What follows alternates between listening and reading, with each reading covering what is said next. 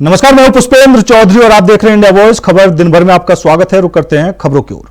केंद्रीय गृह मंत्री अमित शाह ने झारखंड में भाजपा की सरकार बनने पर घुसपैठियों के खिलाफ कड़े कदम उठाने का आश्वासन दिया है। सरायकेला में एक रैली को संबोधित करते हुए उन्होंने कहा कि राज्य में घुसपैठियों की पहचान कर उन्हें बाहर निकालने और उनके कब्जे में ली गई जमीन को वापस लेने के लिए एक समिति का गठन किया जाएगा। उन्होंने कहा कि आदिवासी महिलाओं से शादी करके जमीन हासिल करने वाले घुसपैठियों पर नियंत्रण के लिए एक विशेष कानून लाया जाएगा। अमित शाह ने झारखंड मुक्ति मोर्चा की वर्तमान सरकार पर बांग्लादेशी घुसपैठियों को संरक्षण देने का आरोप लगाया। झारखंड में आदिवासियों की आबादी घट रही है। घुसपैठिए हमारी बेटियों से शादी करके जमीन हड़प रहे हैं। हम आदिवासी महिलाओं से शादी करने पर घुसपैठियों को जमीन हस्तांतरण रोकने के लिए कानून लाएंगे। सरायकेला में बरसे गृह मंत्री अमित शाह।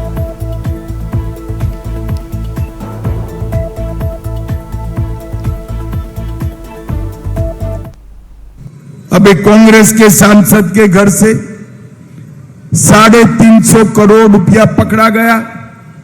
आलमगीर आलम के पीए के घर से 35 करोड़ पकड़ा गया। झारखंड के युवाओं, ये पैसा किसका है? जरा जोर से बोलो, किसका है? ये पैसा आपका है जो कांग्रेस और जेएम हजम करेगी। ये इंडी अलायंस की सरकार ने पूरे झारखंड को तबाह कर रख दिया। झारखंड एक ऐसा राज्य है जिसकी भूमि में इतनी खनिज संपदा है कि झारखंड पूरे देश का सबसे समृद्ध राज्य है, सबसे समृद्ध राज्य है। मगर दुर्भाग्य देखिए, झारखंड सबसे समृद्ध राज्य है, परंतु झारखंड का आदमी गरीब, रोजी रोटी के लिए देश भर में मजदूरी करने जाना पड़ रहा है, क्योंकि यहां जो सरकार है वो निकम्मी सरकार। भाइयों बहनों, सिलेंडर पर वोट दीजिए। मैं आपको विश्वास दिलाता हूं, मोदी जी के नेतृत्व में हम 5 साल में झारखंड को देश का सबसे समृद्ध राज्य बनाएंगे। देश का सबसे समृद्ध।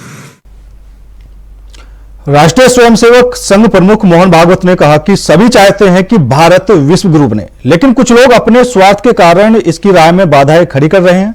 भागवत ने कहा कि यदि वे भारत के मार्गदर्शक बनने की बात करें तो विवाद नहीं होगा, लेकिन यदि हिंदुत्व के मार्गदर्शन बनने की बात हो तब विवाद शुरू हो जाता है। उन्होंने कहा कि आधुनिक वैज्ञानिक युग में भी धार्मिक और आध्यात्मिक ग्रंथों का सिर्फ व्यवसायिक उपयोग हो रहा है, जिससे समाज में संघर्ष और विभाजन की स्थिति बनी हुई है। भगवान ने विश्व के अस्तित्व और नास्तिक विचारधाराओं में बंट जाने की ओर इशारा किया और कहा कि इस विभाजन के कारण ही विश्व आत्मिक शांति के लिए भारत की ओर देख रहा है। हम पर सब लोग मानते हैं कि तीसरे विश्व युद्ध का साया मंडरा रहा है। अब वो यूक्रेन के युद्ध के कारण होगा कि गाजा के युद्ध के कारण होगा, यही बातें चलती है। विज्ञान की इतनी बड़ी प्रगति हुई, अभी तक देश के या दुनिया के गरीबों तक वो विज्ञान पहुंचा नहीं है, उसकी सुविधाएं पहुंची नहीं है। लेकिन दुनिया को जलाकर भस्म करने वाले अस्त्र सब जगह पहुंच गए हैं। किसी बीमारी की दवा देहात में या जंगलों में मिलेगी नहीं, लेकिन देशी कट्टा तो मिल ही जाता है।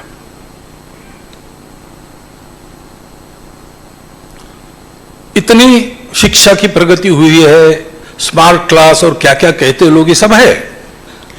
परंतु यह भी होता है कि बंदूक उठा के बच्चा अपने सहपाठियों को भून डालता है।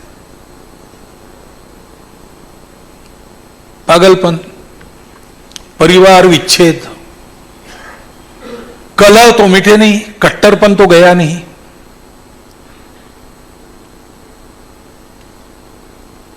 विश्व से गरीबी बेरोजगारी हट गई, ऐसा तो है नहीं। उल्टा जिस सृष्टि की छत्र छाया में हम सुखपूर्वक जीते थे और ऐसा मानते थे कि भरपूर है, वो सृष्टि आजकल हमको देती नहीं है। देती नहीं, केवल ऐसा नहीं है, तमाचा भी मारती है। पर्यावरण की स्थिति जो है, सब चिंतित है। धरती खिसक जाती है पैरों तले की, अक्षरशः धरती फट जाती है, हिल जाती है। हवा, पानी, जमीन, सब कुछ इतना प्रदूषित हो गया है कि रोग का कारण बनता है। कितनी ही ऐसी बातें हम बता सकते हैं कि सुख के खोज में, सुख सुविधाओं में दुनिया इतनी आगे बढ़ गई। बीजेपी ने कांग्रेस सांसद राहुल गांधी पर आचार संहिता का उल्लंघन करने का आरोप लगाया है। बीजेपी ने कहा कि चुनाव आयोग को महाराष्ट्र चुनाव के लिए राहुल गांधी को प्रचार के दौरान झूठ बोलने से रोकना चाहिए। वहीं बीजेपी ने महाराष्ट्र में दिए गए भाषण के एक हिस्से का हवाला देते हुए चुनाव आयोग से राहुल गांधी के खिलाफ आदर्श आचार संहिता के उल्लंघन के लिए कार्रवाई करने की मांग की है। चुनाव आयोग को दी शिकायत में बीजेपी ने कहा कि राहुल गांधी ने अन्य राज्यों पर महाराष्ट्र राज्य से कथित अफसरों को चुराने और छीनने का झूठा आरोप लगाया है। आयोग को दी गई चिट्ठी में बीजेपी ने कहा कि राहुल गांधी के ये दावे गलत हैं कि एप्पल के आईफोन और बोइंग हवाई जहाज महाराष्ट्र की जगह अन्य राज्यों में बनाए जा रहे हैं। राहुल गांधी के खिलाफ अब बीजेपी चुनाव आयोग पहुंची है।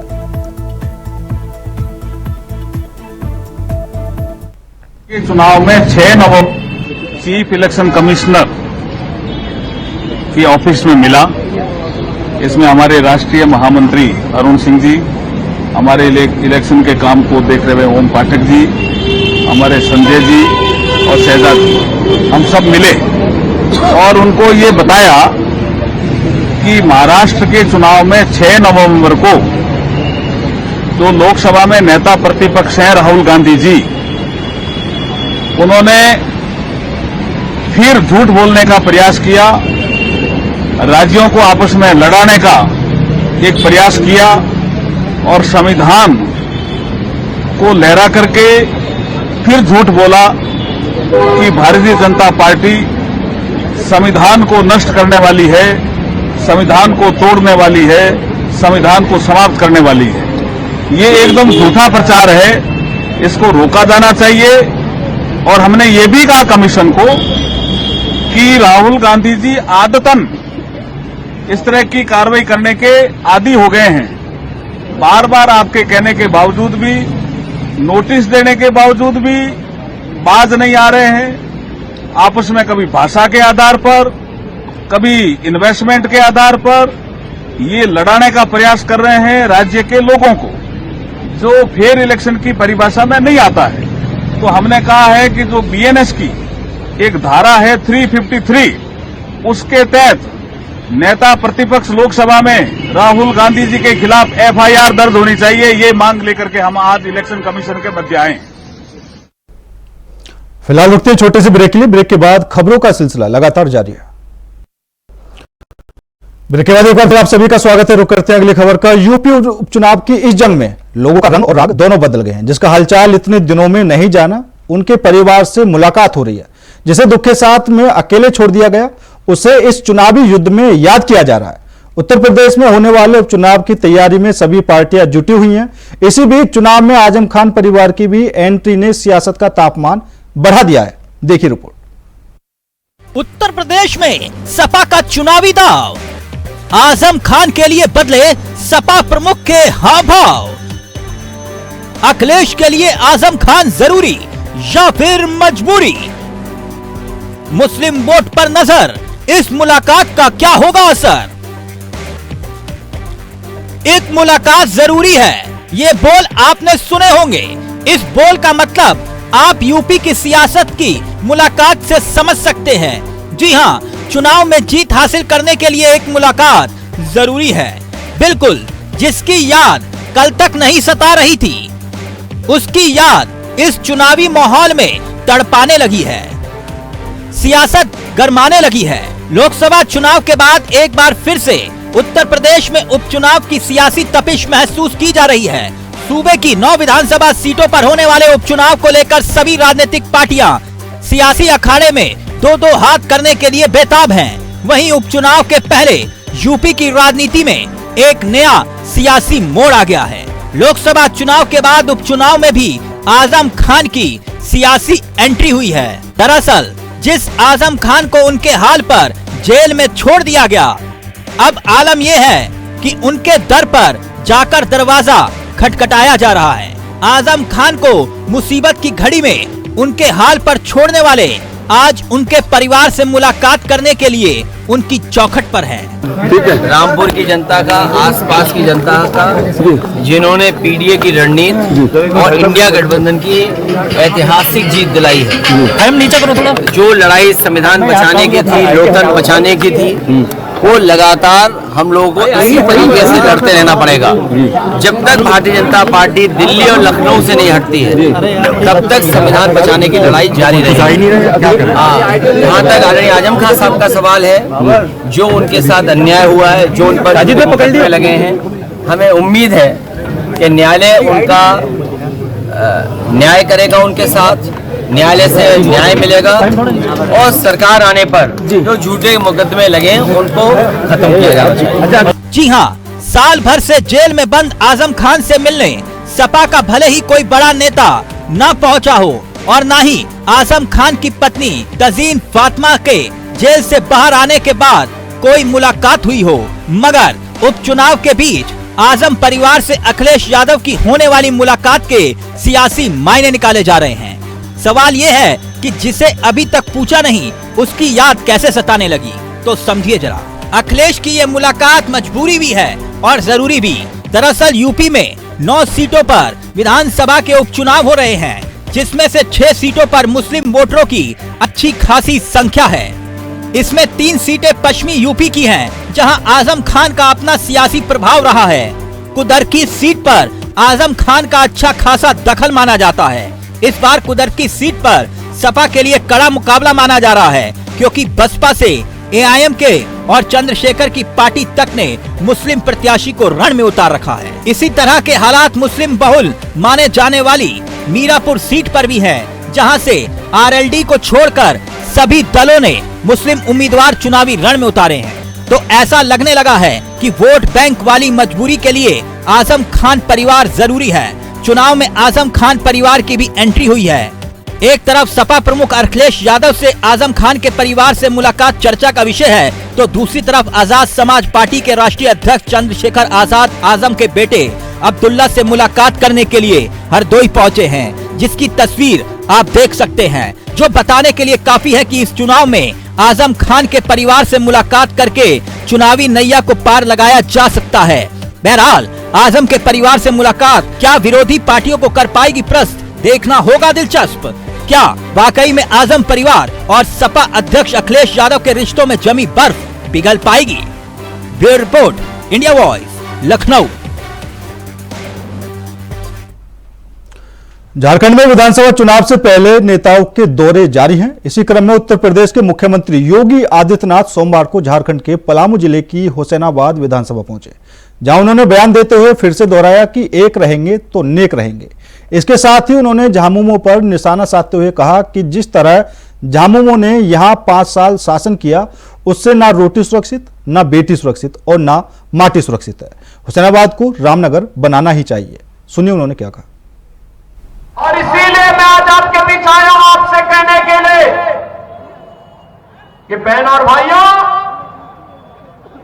लव जिहाद के नाम पर जो खेल बांग्लादेशी घुसपैठी और रोहिंग्या मुसलमानों के द्वारा झारखंड के अंदर रचा जा रहा है, इस षड्यंत्र के हिस्से ये इंडी गठबंधन की कांग्रेस, झारखंड मुक्ति मोर्चा और आरजेडी तीनों लोग बने हुए हैं। ये तीनों दल इस षड्यंत्र में शामिल है। आपके सामने पहचान का संकट खड़ा कर रहे हैं और याद रखना, ये पहचान का संकट अत्यंत खतरनाक संकट है। बहनों और भाइयों, हम हमारी पहचान को समाप्त करने के लिए, हमारी अस्मिता को समाप्त करने के लिए, जिन मूल्यों और आदर्शों के लिए भगवान बिरसा मुंडा ने अपने आप को बलिदान किया था, जिन मूल्यों और आदर्शों के लिए वीर शहीद नीलांबर और पीतांबर ने अपने आप को समर्पित किया था, जिन मूल्यों और आदर्शों के लिए झारखंड की भूमि में राजा मेदिनी राय ने अपने आप को समर्पित किया था, वे मूल्य और आदर्श आज झारखंड मुक्ति मोर्चा, कांग्रेस और आरजेडी ने तार तार करके रख दिए हैं। अपने वोट बैंक के लिए इन्होंने माफिया को प्रश्रय दिया है। आज खनन माफिया यहां हावी है, आज यहां पे भू माफिया हावी है, आज यहां पे पशु माफिया हावी है, वन माफिया हावी है, गरीबों की जमीनों पर कोई भी कब्जा कर लेता है, बेटी और बहन की इज्जत के साथ कोई भी खिलवाड़ कर लेता है। लव जिहाद के नाम पर जनजाति बेटियों के साथ जिस प्रकार का धोखा हो रहा है, इसका जवाब केवल और केवल भारतीय जनता पार्टी है। भारतीय जनता पार्टी इसका जवाब है। आपने देखा होगा उत्तर प्रदेश के अंदर माफिया जितने भी हैं, जितने दुर्दांत माफिया थे, ये सब जहन्नुम की यात्रा में जा चुके हैं। जन्नत तो नहीं मिलना उनको, लेकिन जहन्नुम में पहुंचाने का काम जरूर हो गया है। और बेटी की सुरक्षा पर सेंध लगाने वाले के लिए भी पहले से ही घोषणा होती है कि अगर बेटी की सुरक्षा के साथ सेंध लगाया, लव जिहाद के नाम पर उसको धोखा दिया, तो मान करके चलो कि अगले चौराहे पर यमराज टिकट काटने के लिए बैठा होगा। बहन और भाइयों, झारखंड के अंदर बेटी, रोटी और माटी तीनों की सुरक्षा करने के लिए भारतीय जनता पार्टी के पक्ष में आपका आह्वान करने के लिए आज मैं आपके बीच आया हूं। पिछले 5 वर्ष के अंदर यहां की सरकार ने जो भ्रष्टाचार यहां खबर हरिद्वार से है, जहां पूरी हरिद्वार नगरी आज अलग ही रौनक में दिखाई दी। जहां राज्य स्थापना दिवस के मौके पर धर्म नगरी हरिद्वार में शानदार गंगा दीपोत्सव कार्यक्रम का आयोजन किया गया, जिसे देख हर कोई दंग रह गया। बाकायदा हरिद्वार के 52 घाटों पर 3 लाख से ज्यादा दीपक जलाए गए। इस कार्यक्रम में 4000 वॉलंटियर्स ने शिरकत की। इस कार्यक्रम में दीप प्रज्वलन के साथ भजन संध्या का कार्यक्रम भी हुआ, जिसमें सीएम धामी मुख्य अतिथि के रूप में शिरकत करने पहुंचे। वैसे तो कार्यक्रम से पहले ही तमाम तैयारियों को पूरा किया जा चुका था। इतना ही नहीं, इस दौरान हर की पेड़ी के आसमान पर पीएम मोदी और सीएम धामी की छवियां उकेरी गई।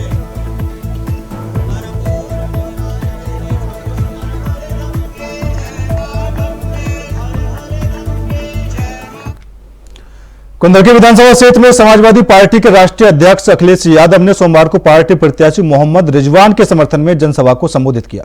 उन्होंने भारतीय जनता पार्टी की सरकार की नीतियों पर जमकर हमला बोला और पार्टी कार्यकर्ताओं से आगामी उपचुनाव में जीत सुनिश्चित करने के लिए पूरी ताकत से जुटने की अपील की है। सुनिए। ये गुस्सा जो आजकल सरकार को है,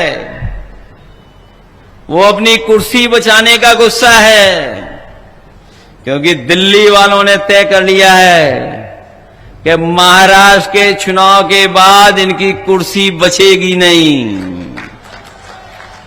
इनकी कुर्सी छिन जाएगी।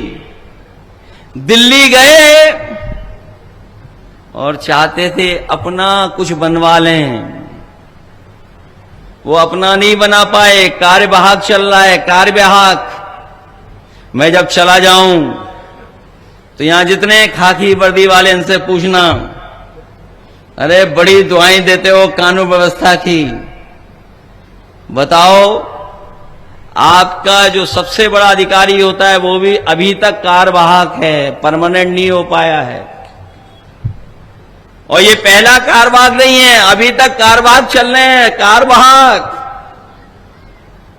तो दिल्ली वाले इंतजार कर रहे हैं, दिल्ली वाले मौका ढूंढ रहे हैं कि कब कुर्सी छीन लें।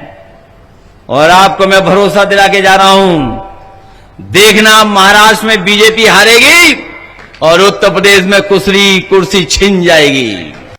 और बताओ बिजली मीटर लगा करके कितनी महंगी हो गई है, ये जानते हो कितनी बिजली का बिल देना पड़ रहा है?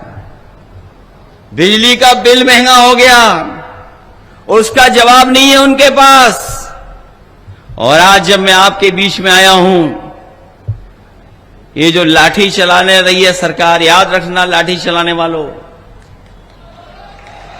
ये जो लाठी आप चला रहे हो, ये जैसी सेवा आप कर रहे हो वैसी सेवा आपको भी कभी कभी मिलेगी। अभी इलाहाबाद में सुना है लाठी चल रही है, वहां पर यूपी पीएससी वाले नौजवान छात्र अपनी मांग को लेकर के गए, उनको लाठी मार दी, लाठी मार करके दबाना चाहते हैं। और इसलिए दबाना चाहते हैं, इनके पास कोई नहीं बचा, अधिकारियों के अलावा कोई इनके पास नहीं है, जनता तो है ही नहीं। और अगर जनता इनके साथ होती तो क्या बताओ, बीजेपी के नेता को अपनी वेशभूषा बदलनी पड़ती क्या? अगर इनके पास वोट होता तो बताओ इन्हें वेशभूषा बदलनी पड़ती क्या? सुना है वेशभूषा बदल करके वोट मांग रहे हैं। वीडियो देखे मैंने, करीब से नहीं देखा है, मैंने तो तस्वीर देखी है। सुना है कि वो बदल गए कुछ पहनावे में। और जिन्होंने रामायण देखी होगी, रामायण जिन्होंने देखी होगी वो जानते होंगे हमारे सीता मां का अपहरण भी भेष बदल करके हुआ था। इसलिए सावधान हो कि नहीं सावधान हो आप। और जो नारा दिया है इन्होंने, जो नारा दिया है, दुनिया में के इतिहास में कहीं इतना नेगेटिव नारा नहीं दिया होगा जो ये नेगेटिव नारा दिया है इन्होंने। ये दुनिया के इतिहास में कभी ऐसा नारा नहीं आया होगा कि बटोगे तो कटोगे। और ये नारा कहां से लेकर के आए? ये नारा वहीं से अंग्रेजों से सीख करके आए जिन्होंने कभी कहा था डिवाइड एंड रूल। डिवाइड का मतलब क्या होता है? डिवाइड का मतलब क्या है? वही है जो ये नारे में दे रहे हैं। ये जो डिवाइड एंड रूल वाले लोग हैं, ये उन्हीं अंग्रेजों के विचारवंशी हैं, उन्हीं अंग्रेजों के वचनवंशी हैं जिन्होंने इस देश को बांट करके राज करने का काम किया था। इसलिए हम कहना चाहते हैं, ये भारतीय जनता पार्टी के लोग डर के व्यापारी हैं और भय का कारोबार कर रहे हैं, भय का कारोबार कर रहे हैं। आप घबरा तो नहीं जाओगे, डर तो नहीं जाओगे। ये पहले भी मुखबिरी करते थे और आज ये चिल्ला चिल्ला करके मुखबिर बन गए हैं। इनका कोई आधार नहीं है, इनकी नकारात्मक पहचान है, इनकी जुबान भी नकारात्मकता से भरी हुई है। इसीलिए विकास की बातें नहीं कर रहे हैं, ये केवल विनाश की बातें कर रहे हैं, विनाश की बातें कर रहे हैं। फिलहाल मेरे साथ इस बुलेटिन में इतना ही। बाकी देश और दुनिया की तमाम खबरों के लिए देखते रहिए इंडिया वॉइस।